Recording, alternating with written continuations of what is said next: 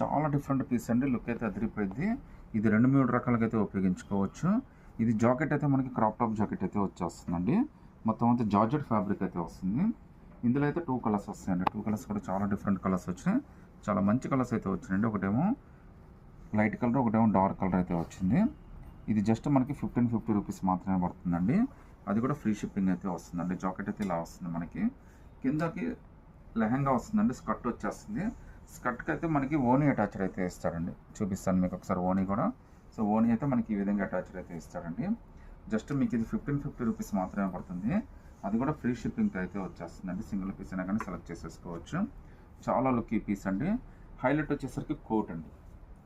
So coat అనేది optional, మీరు కావాలంటే ఉపయోగించుకోవచ్చు, లేకపోతే లేదండి.